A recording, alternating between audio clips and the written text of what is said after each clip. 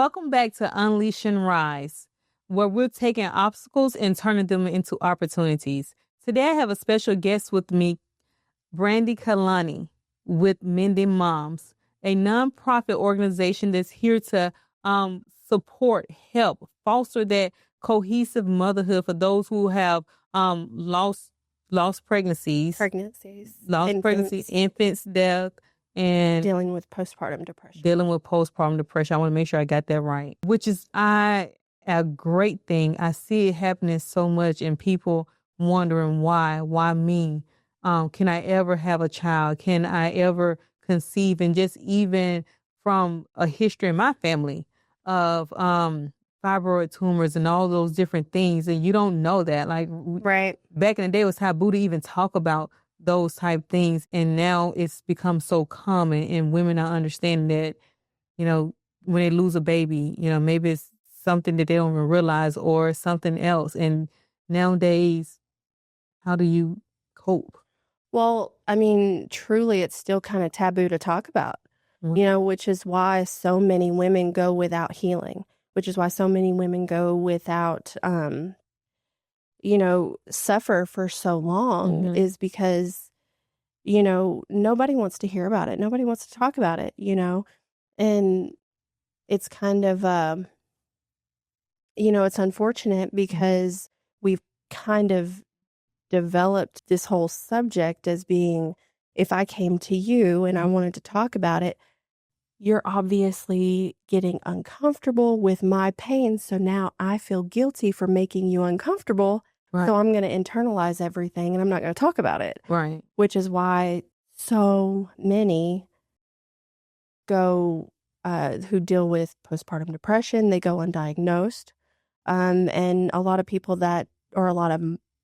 mothers that deal with pregnancy loss, infant loss, they go and they suffer in silence because they don't have that resource. They don't have anybody to talk to, or, there's not a lot of safe spaces. Yeah. It's almost like get over it. I feel like there's times where people like get over it. You can get pregnant again, but there's still life. Yeah. And it's funny that you said it that way, because that's one of the most hurtful things. You know what I mean? That you can say to someone who's lost a baby is that you can get pregnant again. Children don't replace children. That's good. You know what I mean? Yes. So it's like, so when you're using it in that way, by the same logic, I could say, well, why do you have 2 kids? You know what I mean? Yeah. Like, what happened with the first one? Right. That made you want to have a second one. So it's hard to hear something like that, because saying you can get pregnant again, it's not giving life to the one that you lost. Right. Right. It's unfortunate. Very unfortunate. And we become so desensitized. Right. With abortion and things on the rise and so common, people feel like losing a baby is just as common. Right. And desensitized is a great way to put it, because it is so common now. It's almost like, even if you're sitting in a hospital room and you're dealing with this, you're just another number. You're just kind of being pushed through the door, because it is a situation where people are so desensitized to it that they just don't know what to say and they don't know what to do in the moment. And it kind of gets brushed under the rug. Right. Yeah. But you're pregnant again. That's the mindset. Yeah. But it is so common. So you're actually, the CDC puts it, if there are 3.5 million pregnancies a year in the United States, 3.5 million, there's 30% that end in miscarriage. Wow. 20 to 25 end in abortion. There's the 0.6% that end in stillbirth. And then there's the 12 to 20 of diagnosed postpartum depression. That's not including undiagnosed. So half of the cases of postpartum depression go undiagnosed. Wow. So if you put all of those numbers together, that's 2.6 million pregnancies a year that end in one of those 4 categories. So you're more likely to fit into one of these 4 categories than you are to have a healthy birth and postpartum.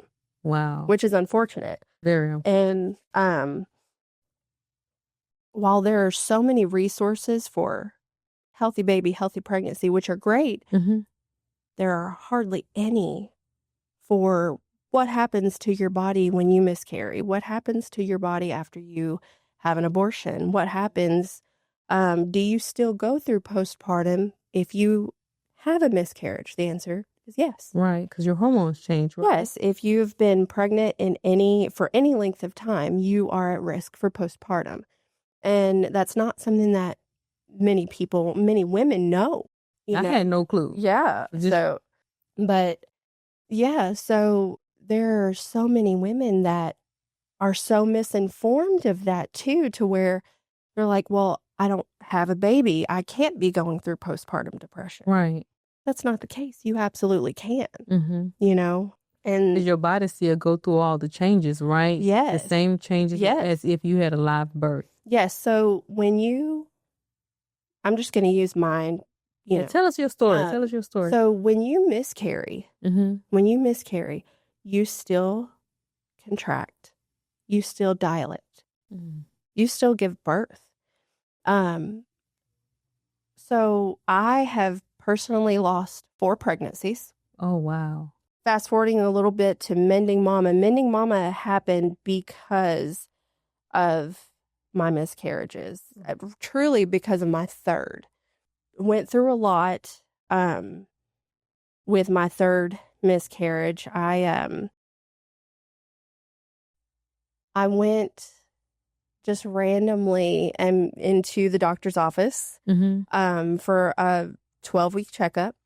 And, it was my husband and I were wedding anniversary. So I'm dressed and I'm feeling all cute, and I'm in the doctor's office and I feel great. Out of all of my pregnancies, this was my, I wasn't sick. I felt like I was glowing, Yeah. And I went in there fine.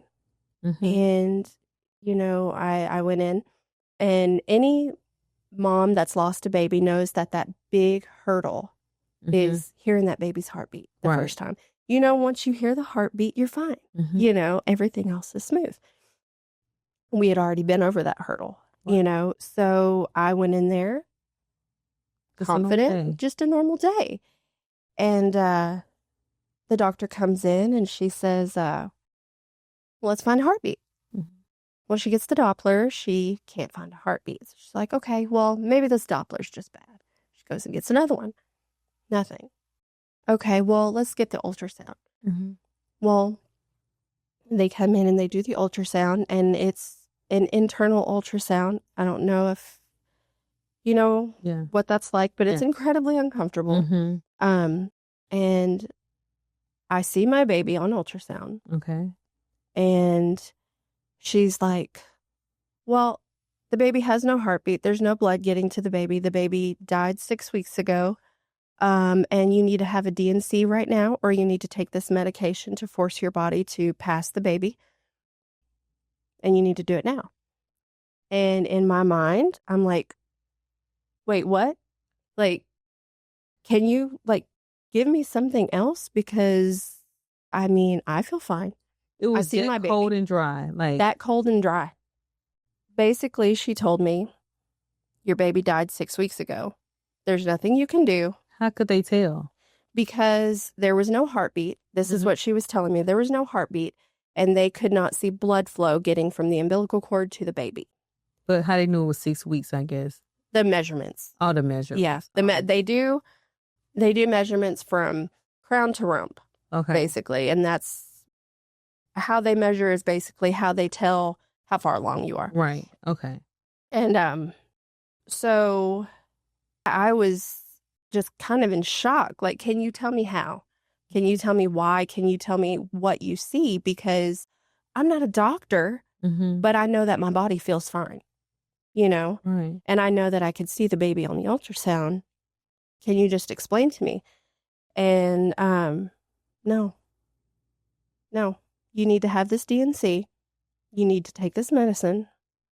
or you can wait it out. And I was like, okay, we're not doing the procedure, you know, because in my mind, I'm thinking she's wrong. You know, I'm listening to my body. I feel fine. Right. So I'm thinking she's wrong and I'm not going to be manipulated, I guess, Right. into having a procedure that is otherwise maybe not necessary. Right. You know? And so I was like, I'm going home. At no point did she tell me what the procedure entailed. At no point did she tell me what I could expect with the medication. Oh, wow. At no point did she tell me, you know, I'm sorry, this is a lot of information. I know. Do you have any questions for me? You know, at no point did she say, you know, we have resources available if you need. Please take care of yourself. You know, make sure that you have a good support system. Nothing. Nothing was on. Nothing whatsoever. As soon Do this as I or do said, that, and that's as soon as I did not give consent for them to do a procedure, I was booted out the door. wow.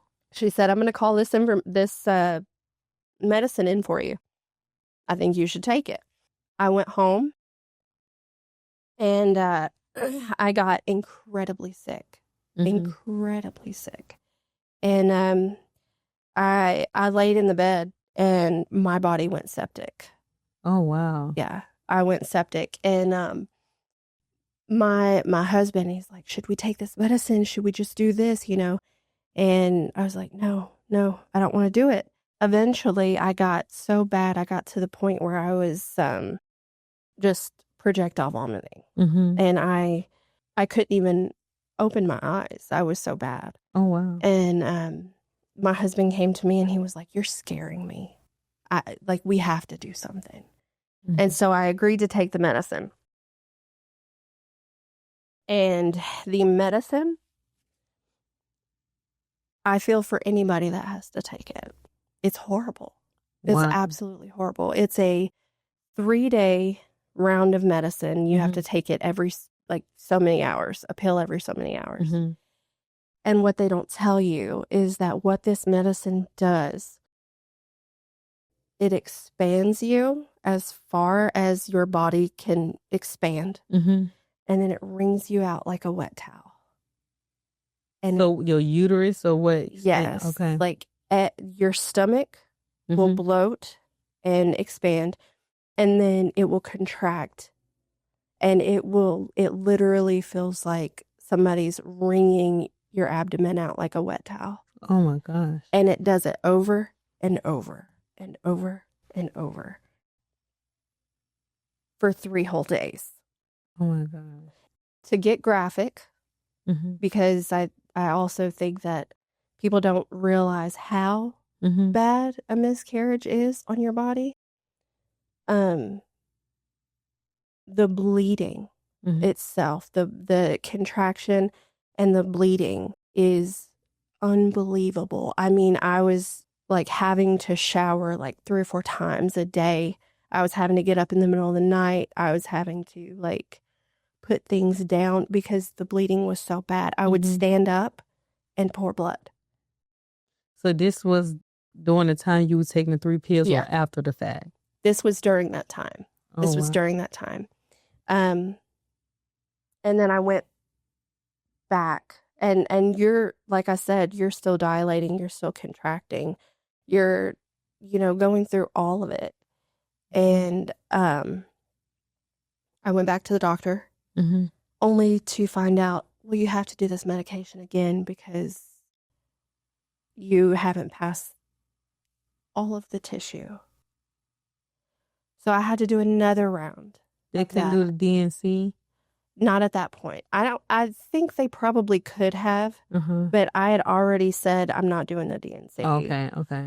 But I think since I had already started the medication, they just gave it to me again. Okay.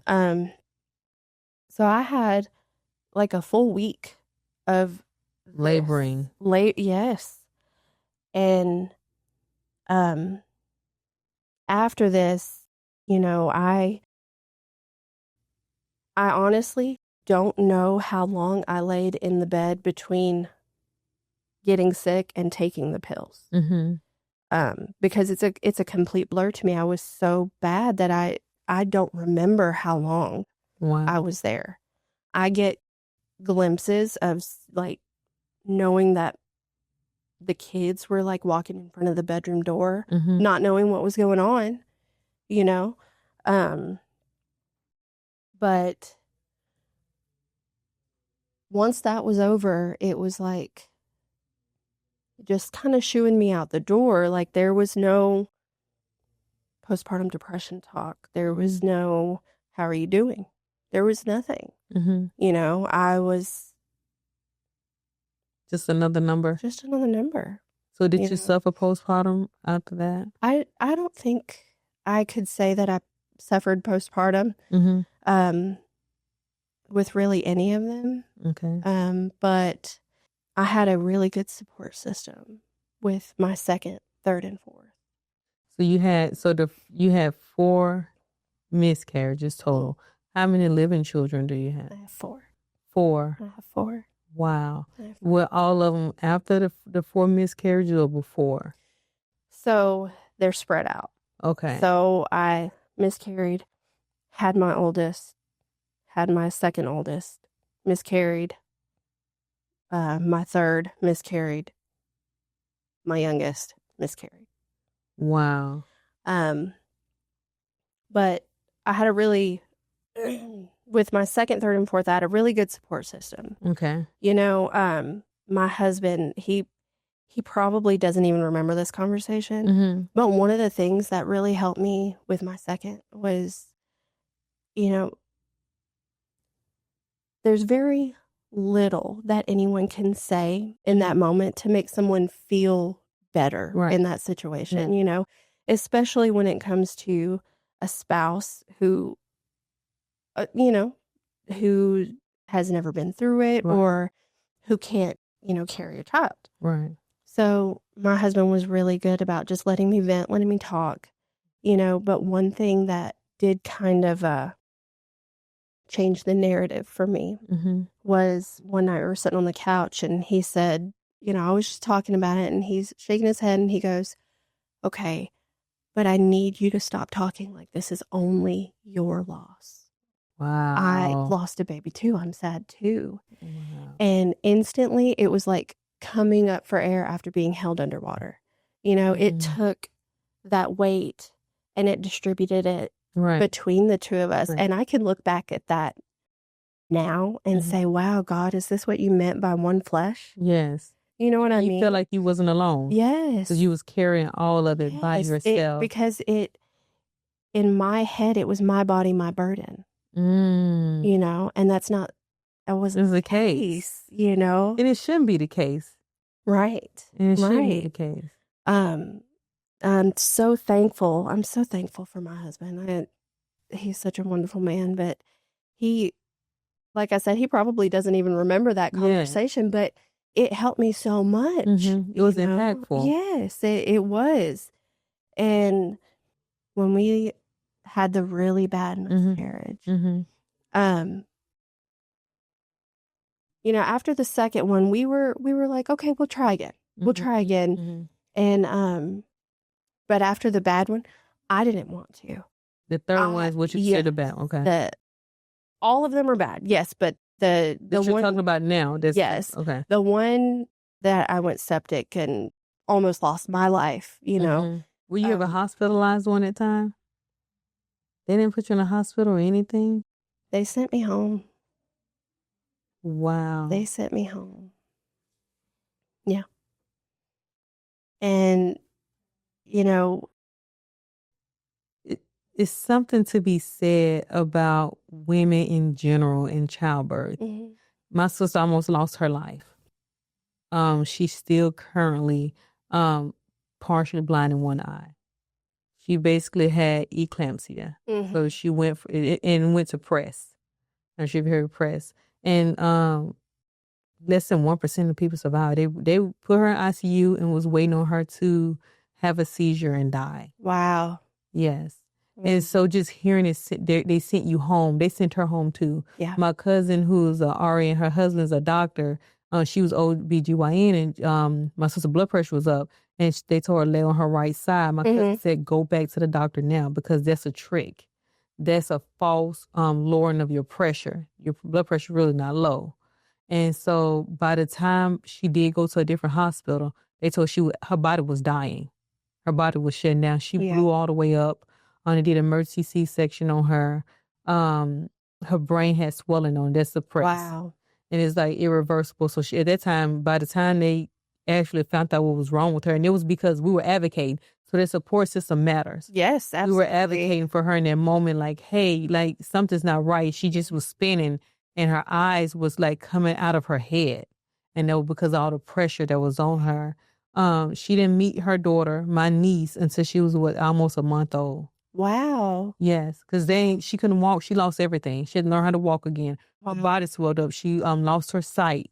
When the pressure came down, she barely could talk. So like pretty much all her 5 senses, she could not. Her eye and hand coordination was gone. Her kidneys started getting back in function, so they started helping. That's when a lot of turnaround went. And I never forget, the only thing my sister could say was, in Jesus Christ's name. It's the only thing you heard her say, in Jesus Christ's name. And I had got her this blanket. She's an RN herself. I got her this blanket. It was an RN blanket, her name and stuff on it. She would keep it. She said, this is my protection. I prayed over and anointed it. She didn't know at the time that I had prayed over it and anointed it before I gave it to her. And she was in the hospital. I still have a picture of she had it over her. Her doctor was Jewish, Christian hospital, one of them Catholic hospitals or something. So she was there.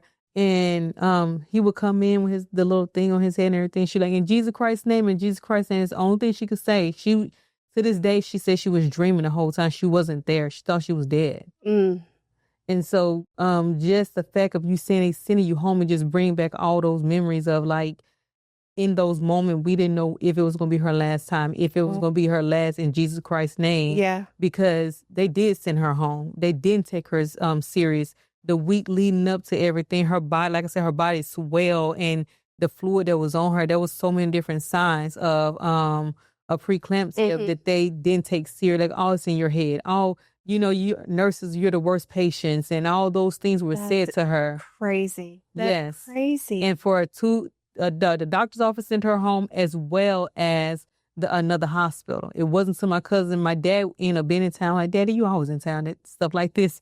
My daddy was in town with her, and him and my mom took her on to the doctor. Of course, they think, okay, it's all in her head. She's not, everything's good. She started projectile vomiting too. My daddy barbecued, and that's when they're like, something's not right because the way it was. And at that point, she said she couldn't hear because she lost her hearing too. So by the time she got to the hospital, she couldn't hear at all. They just went ahead and did the emergency C-section. The hearing is the thing that came back immediately. Everything else has been a progress. Took a while. Yeah, it took a while to come back. So it's something to be said about that. Like how many absolutely is. Yeah. Mothers have lost their lives, and children have lost their lives because the mother wasn't heard. Yeah. And what she said wasn't valued. Yes. And it's not like there's nothing against physicians or anything like that, but we know our bodies. Right. And sometimes we're our own biggest advocate, and we have to be. We have to be, Have to. Because, there's so many things to be said about healthy mom, healthy baby, and things like that. But when it comes to the hard stuff, when it comes to the majority, if you look at the statistics, right, the majority, not really a whole lot. No. And there's not a whole lot of avenues where women can go to find help or find resources, And, therapy is expensive. Right. And, and even with therapists, still, in some cultures, it's a taboo on that, too. Yeah. Like, you want to see a therapist, you're not crazy, and it's not about being crazy. I need someone to talk to. Yes. I need to filter my thoughts. Yes. Right? Yeah. And that's important for us to know that, hey, you're not alone and someone's available for you to talk to. And most time when people seek out therapists, because they don't have anybody close to them. That they can talk to. They don't have that support system. Exactly. Yeah. Where they're not looked at as crazy. Or it's all in your head. Yeah. That's nothing people like say. It's in your head. Nothing's wrong. It's in your head. You're overthinking. It's just the baby blues. It'll go away. It'll go away. Yeah. You know. Get over. I took care of 10 kids, so you can get it too. Yeah. But we all built different. So tell us a little bit about Mending Moms. Well, Mending Mama, it started after that third miscarriage. Okay. You know, like I said, I didn't want to try again after that. Mm-hmm. You know, I was terrified. I was terrified to try again. Wow. You know, and it took a while. And we decided we were going to, but then we were given the news that, you know, my husband, he was on testosterone therapy. Okay. And he was told that he had 1% chance of conceiving again. Wow. 1% chance. And then with my body being in such bad shape from the previous miscarriage, I had also developed cysts on my ovaries, in my ovaries, and little did I know, I had also developed fibroids, endometriosis. The works. Wow. And so I was given pretty much the same odds or less to have a healthy pregnancy at that point. Mm-hmm.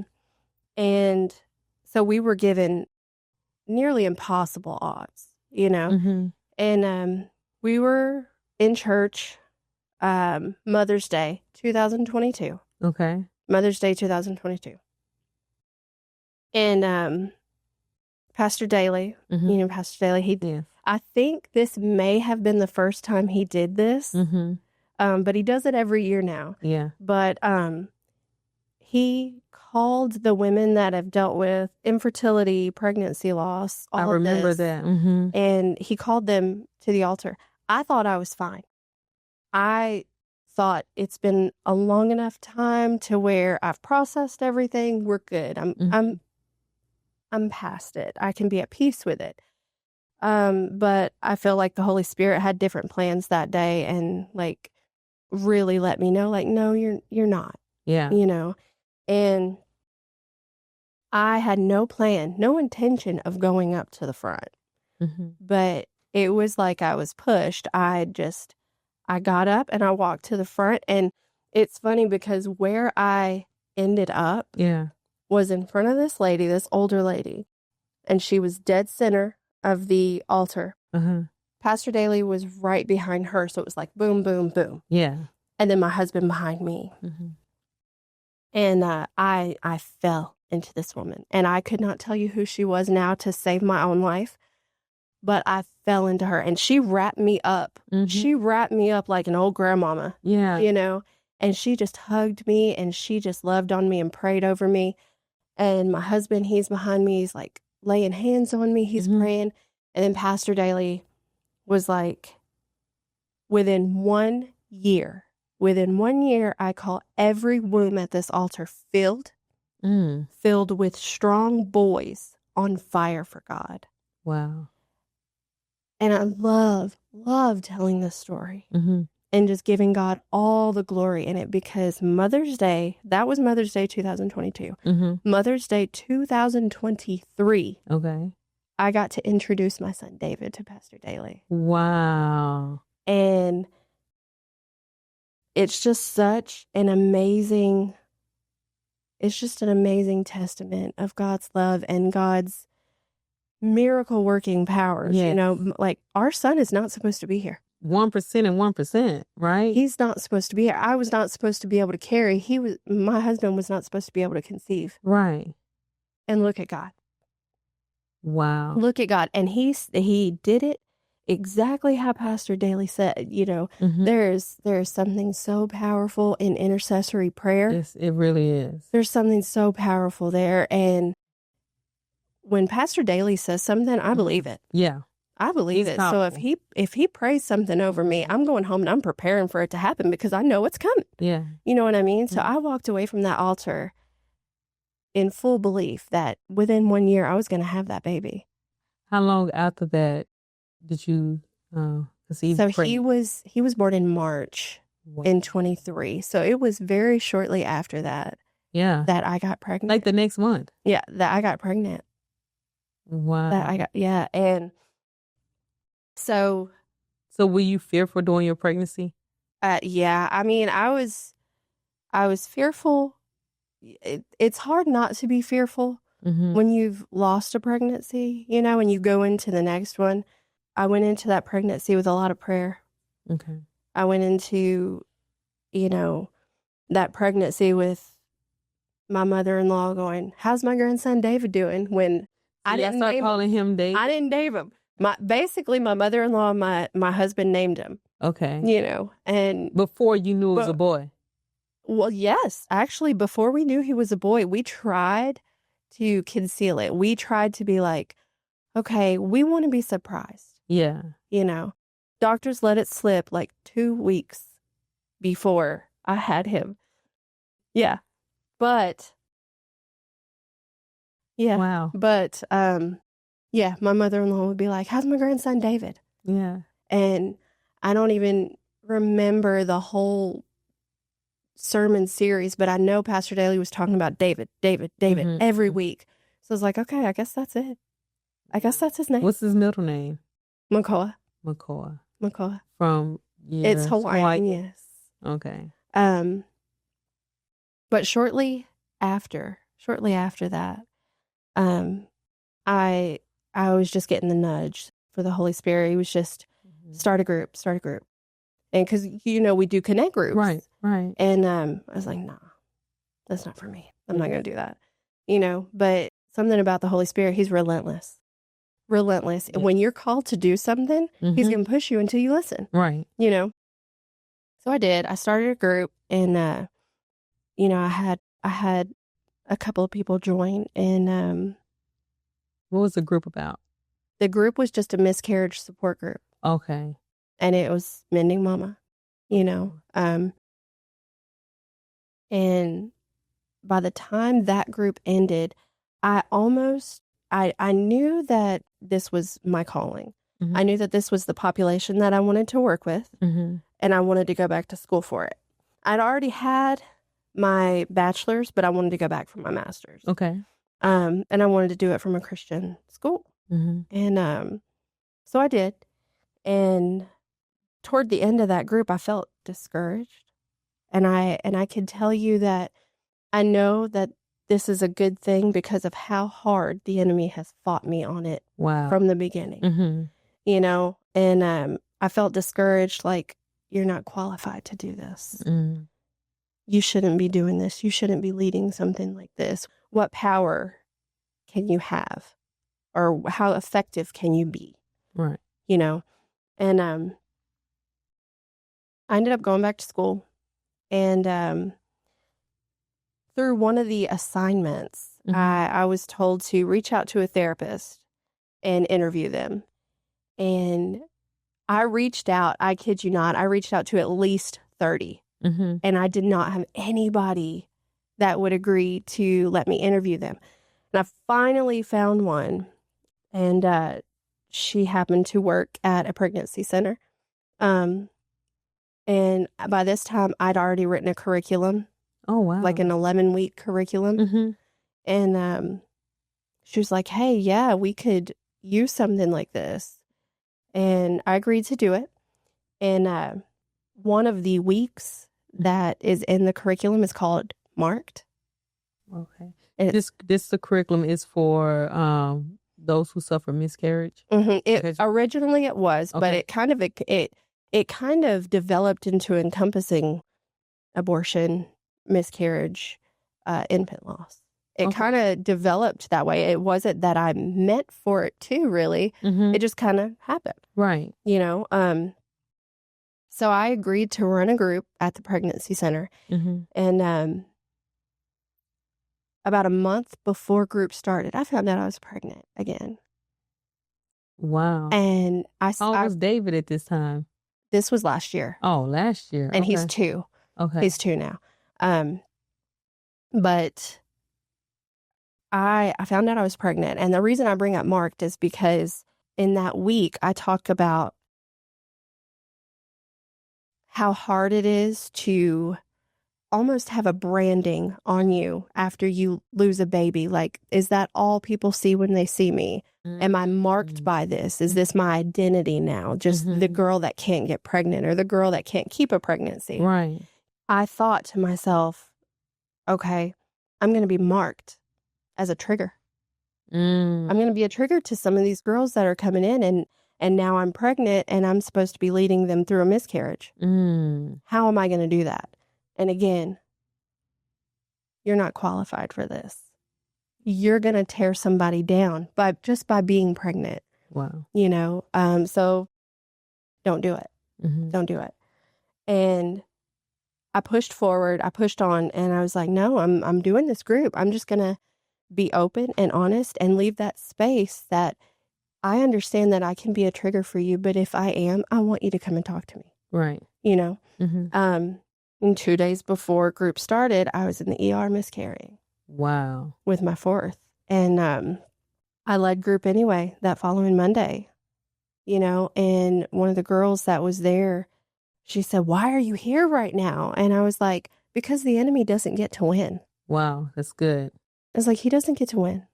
I'm here because somebody needs this. Yes. Not only does somebody need it, I realized in that moment I was marked, but I wasn't marked as a trigger. I was marked as a participant. I was marked as someone going through it alongside of you, not just somebody telling you how to get through it or talking to you about it. I'm going through it with you. Right. You know, and I felt like that was a strong, you know, testimony to that, to the start of that, you know. And I ended up, you know, I ran that group the one time. I've since parted ways with that pregnancy center. But I kind of got the notion like, this is what you're supposed to do, you know? And during that time I was in school. Wow. During that time I was in school and I had the miscarriage, and I'm sure it's understandable, at least I hope it's understandable, that going through all of that while also raising 3 kids, while also doing the group, while also trying to serve, while also being a wife, you know, my grades really suffered.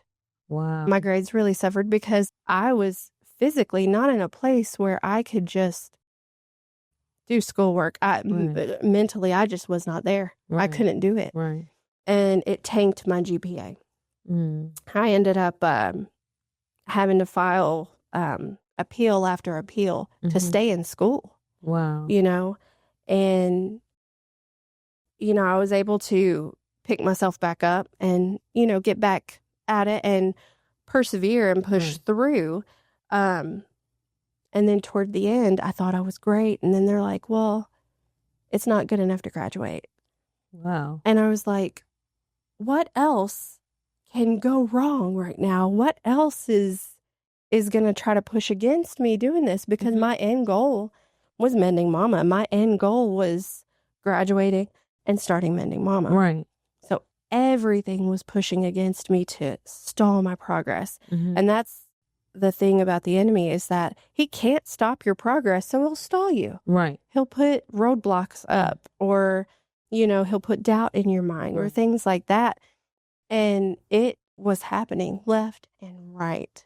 So he was setting up roadblocks to keep you from your purpose, your God-given purpose. Yes. The thing that you called to do, and you're gifted at this point to help other women. Right. Get through that hurdle, get through that level of disappointment. Because sometimes I've talked with women who's dealt with miscarriages and different things, and they blame themselves. You know? Well, and then it's also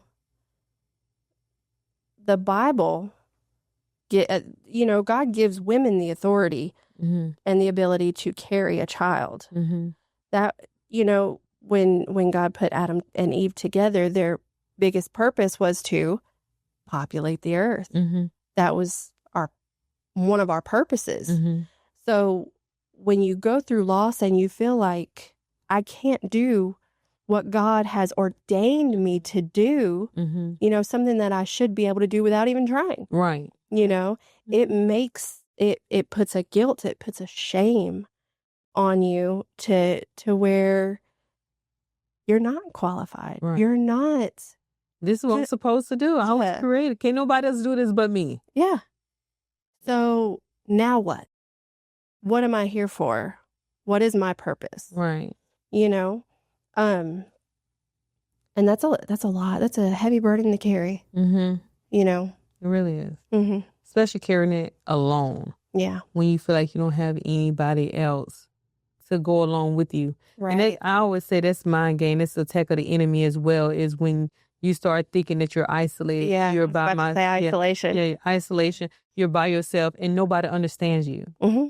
Right. Right. Nobody understands. Yeah, you went through, but you don't understand my position. Right. And you hear people saying that over and over again. It's like, no, you have a community. Yeah. And that's what you created with Mending Moms, is a community for those who have suffered loss. Yes. Right. That's what I'm hoping. That's what I'm praying. Mm-hmm. You know, I mean, I know that there are not a lot of resources, especially free resources, where women can just come in and find a place of not only healing, but a place of restoration and restoration in Christ, you know, because going back to the purpose that can also put an anger in your heart toward God and can also put a separation, you know, when that's not the intention. God never wants you to be separated from him, and he'll use everything. Right. He'll use everything. All things. So having a place to bring that back and to understand God loves you and God will use everything about you in every trial. Yes. So, and he'll bring you, he will not leave you where you are, and he will bring you to a place of blessing. Sometimes I think that the prerequisite to blessing is suffrage. He said suffer well. I mean, you know, Jesus suffered, and we're going to go through what he went through. And we don't realize that you have to go through. You look at the children of Israel. You look at all the different great people. They went through some. Yes. I call it character building. Yes, absolutely. It's character building. Can you stand to be blessed? Because not everyone can stand to be blessed. Yes. Because they can't handle it. So it's some character building. How can I empathize with you? How can I understand you? I've never been through what you've been through.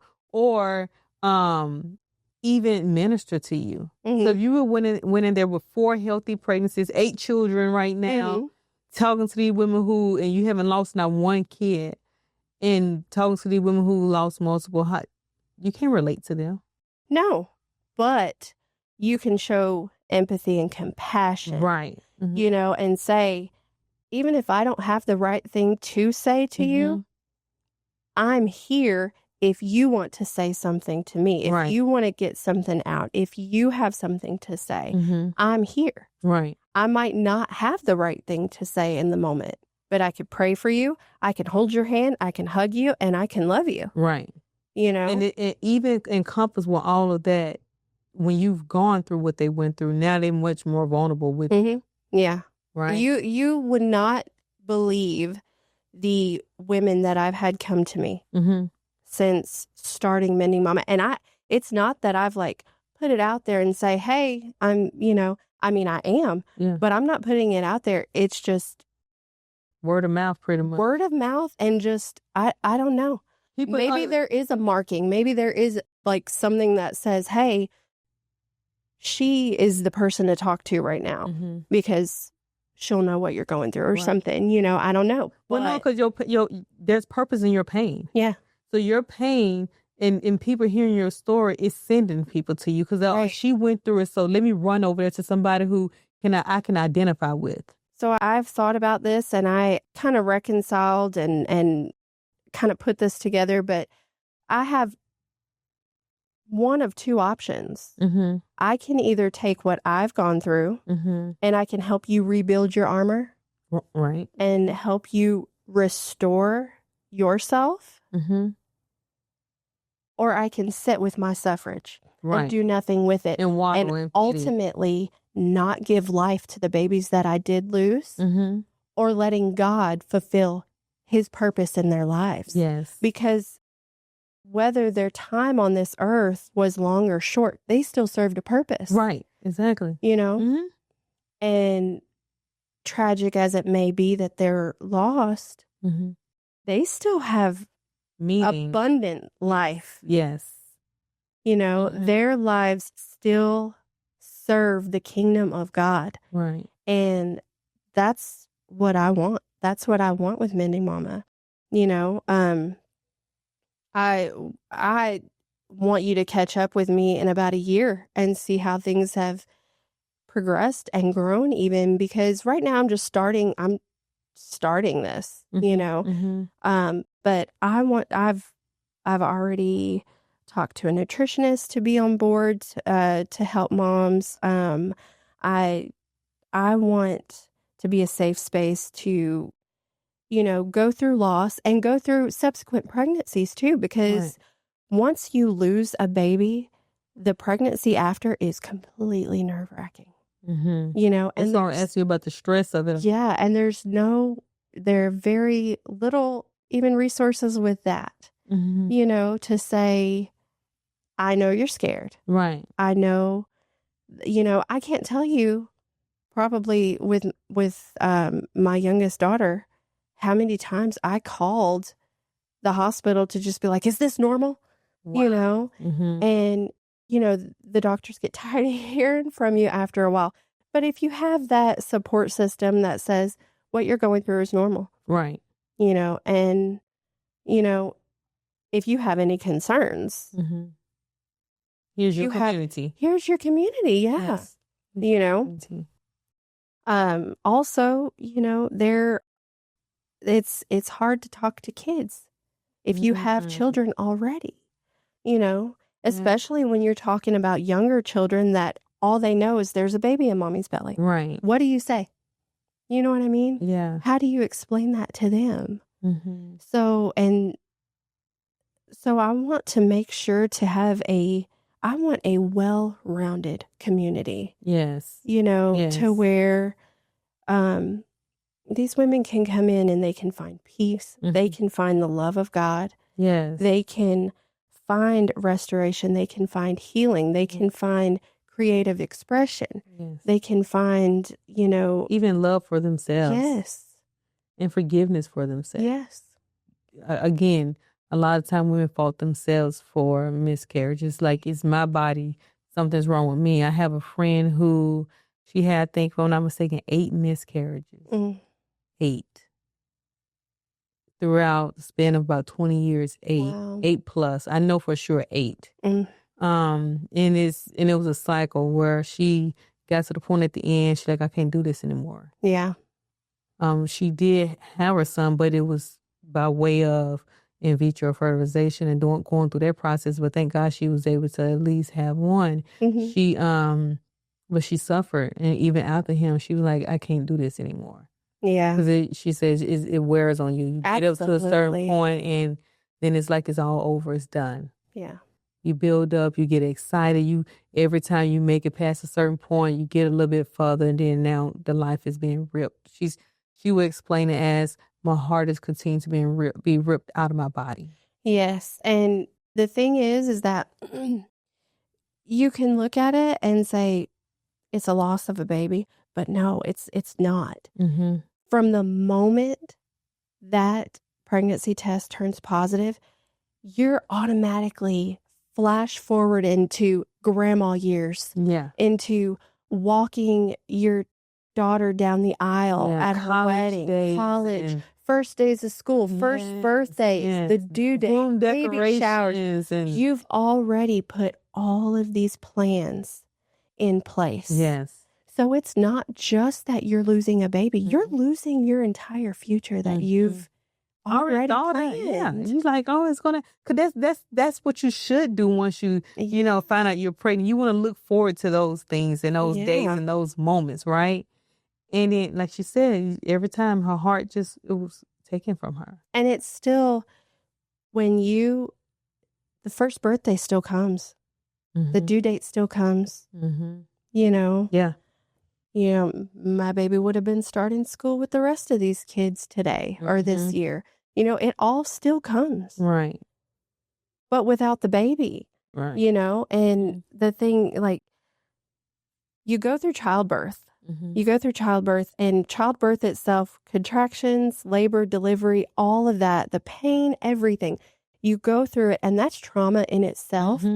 But we as mothers, we just forget about it as soon as we see that healthy baby. Yeah. The pain goes away. The pain goes away. Yeah. And now even when you're talking about the baby and the childbirth and everything, even if you're talking about, oh, them contractions were hitting so hard, you know, all of that stuff is still associated with a happy ending. Yeah. With what joy. happens? What happens when you go through all of that and you don't hear the baby cry at the end? Ooh. And that's, you know, what's great about having community is that it's peer support. Yes. Also, you know, like, I don't know, I could say that, you know, I could refer out to counselors and therapists and things like that. But unless you live through it, you're not going to be as good a resource as someone who has been through it and come out on the other side in peace. In peace. Who come out on the other side not only in peace, but healed. Yes. Healed, because we have some people who are not healed, and it's hard for them to minister or help someone else. Absolutely. To come out. And even talking with you today, I see the fullness of you, the restored you. And it's all contribute to the glory of God, His love and His kindness. Absolutely. His grace and mercy. So what would you tell someone who's watching this, who may be facing it right now or just went through it? What would you tell them? What sense of hope would you give them? I would say find someone that you can be open and honest with. Even, like I said, even if they don't have the right thing to say, find someone that you can trust to just allow that safe space to vent, to talk to, and educate yourself on symptoms of postpartum depression, of, you know, subsequent pregnancies, and pray and have someone pray over you. Like I said, there is so much power in that intercessory prayer. Yes. And find church community. Having someone that can stand in the gap between where you are currently and God and be that support for you is the biggest thing, because, and don't hide from it. Yes. Don't hide from it. Talk about it and let your baby have that life. Let your baby serve purpose. And your purpose, you know, like we were talking about before we started, there's fruit in this. Yes. There's fruit in your healing, but the fruit is not for the tree itself. The fruit is for the people coming behind. Yes. So use what the enemy meant for evil. For God's glory. Yes. Because at the end of the day, God is going to use it, and God is going to bless you. God is going to remind you who He is. Yes. He always does. Always. You know, it may be hard right now, but God is always going to show you His goodness. Yes. When you can't see it, He's still good. Yes, absolutely. But don't hide from it. Don't hide from your pain. Feel your emotions. Be honest with yourself. That's the only way you can move past it. Right. That's the only way you can move past it. Giving voice to it. Yes. Giving voice to it. But not allowing it to control you. Yes, because letting it sit in your mind and then gather up with all of the emotional lies that the enemy will try to throw at you. Right. You know, you can't give voice to that. No. You got to give voice to the goodness of God. You can either say, does this glorify God or no? Right. And if it doesn't, you don't have to take that emotion. No, don't take it. You know, so give voice to your baby. Yes. Give purpose to your baby's life. The experience has value. Yes, absolutely. We have to remember, even in the bad times, those experiences have value. Yes. We just got to pray and seek God for what does it mean. Yes. Yes. there's a purpose in it. We had to find that purpose because Right. what you're going through is not for you. It's for the next person. It's for the next person. It's for the next person. Yeah. Each one reach one. So I would like to say to those who are facing Mending Moms, how can they contact you? Do you have an email we can drop down in the comments? I do have an email. It is mendingmama@outlook.com. Okay. Mending can you spell Mama. it out? MENDINGMAMA. And you can find me on Facebook. We have a mendingmama.org. Okay. So there are many ways that you can reach out and just reach out and ask for help and ask for any kind of resources. And I'm always checking, so I'm always available. I'm always available. So you're not alone. You see, you have Brandy here. She's been through this. Yes. Or miscarriage, but she's still here. She's not a survivor, but she's thriving in the midst of the storm. Different storm that's faced her. She came through, girl. You came through like a champ. Seriously. All with God. All with God. You do not look like what you've been through, okay? So that glory goes to God and yes, her faith. Absolutely. So her faith has kept her in the midst of most people have given up.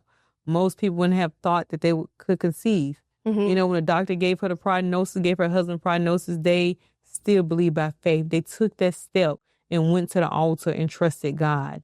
The faith without works is dead. So you took a step. You did something. And the Bible even says, when you come to God and you pray with a genuine heart, God said, when the time is right, I, the Lord, will make it happen. Yeah. So you can't live in this can't happen for me. A fearful state. A fearful state because it says, I will make it happen. Those are two powerful words from God saying your situation, that thing that you're petitioning for, that will come to you. You just got to sit and wait for me. Your season is coming. So just trust God. Yes. And there's even purpose in the waiting. Yes, there's absolutely. Purpose in the waiting. Absolutely. I always call it divine timing, divine delay and divine timing. We such a rush generation that we want everything now. It got to happen when I want it, in my timing. But there's power in the wait. Delay is not denial. It's not a denial. That's right. It's not a denial. Thank you so much for tuning in today. Thank you so much, Brandy, for coming, sharing your story, being vulnerable with not just me, but with our audience. You don't know how powerful your story is and how many people your story will help. So thank you again for that. And mendingmama.org. mendingmama.org. Or mendingmama@outlook.com. Yes. You can reach her. Reach out if you need help, you need support. If you need an encouraging word, reach out. If you don't want to leave a comment below, DM me so if I can get in contact with her if you can't. We're here for you. And again, you're not alone. Yes. We're turning every obstacle into an opportunity. All right? Yes. Thank you guys so much for tuning in. Until next time, don't forget to unleash and rise. See you later. Bye.